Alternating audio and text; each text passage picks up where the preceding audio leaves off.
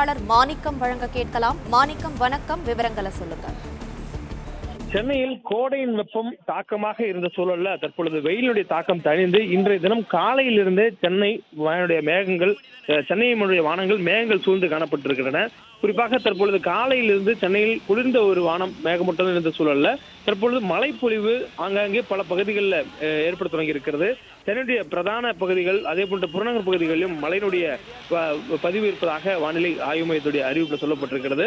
தொடர்ச்சியாக கோடை வெயிலுடைய தாக்கம் இருந்த சூழல்ல இன்றைய தினம் தொடக்கத்திலிருந்து காலை பொழுது விடுந்ததிலிருந்து வெயிலுடைய தாக்கம் குறைவாக இருந்தது.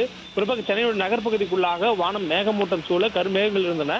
இந்த சூழல்ல காலையிலிருந்து லேசான மிதமான மழை பெய்து வந்த நிலையில ஓரிரு இடங்களில் தற்பொழுது பலத்த காற்றுடன் மழை வலுத்த மழையாக பெய்து வருகிறது.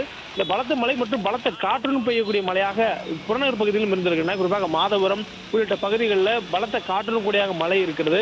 நகர்பகுதிக்குள்ளாக அண்ணா சாலை, சைதாப்பேட்டை, டி நகர், தேனாம்பேட்டை, மயிலாப்பூர், சேப்பாக்கம், ராயப்பேட்டை உள்ளிட்ட பகுதிகளிலும் அதே போன்று கடலோர பகுதிகளிலும் மழை மிதமான அளவில் பெய்யக்கூடியதை பார்க்க முடிகிறது. இடி மின்னலுடன் கூடிய மழையாக சென்னையில் மழை பொழிவு இருப்பதையும் பார்க்க முடிகிறது. இந்த சூழல் அடுத்து வரக்கூடிய 3 மணி நேரத்திற்கு தொடர்வதற்கான வாய்ப்பு இருப்பதாகவும் வானிலை ஆய்வு மையத்துடைய அறிவிப்புல சொல்லப்பட்டிருக்கிறது. நமக்கு மழைக்கான வாய்ப்பு பொறுத்த மட்டில் தமிழகத்திற்கு இன்றைய தினம் மிதமான அளவில் மழை இருக்கான வாய்ப்பு இருக்கும்னு வானிலையும் சொல்லியிருந்தாங்க.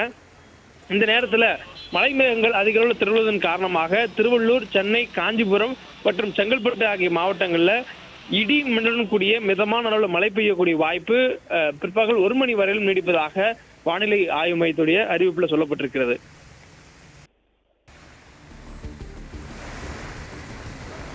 விவரங்களுக்கு நன்றி மாணிக்கம். பிளே ஸ்டோர் மற்றும் ஆப் ஸ்டோரில் இருந்து பாலிமர் செயலியை QR கோடு மூலம் பதிவிறக்கம் செய்யுங்கள். செய்திகளை உடனுக்குடன் பெறுங்கள்.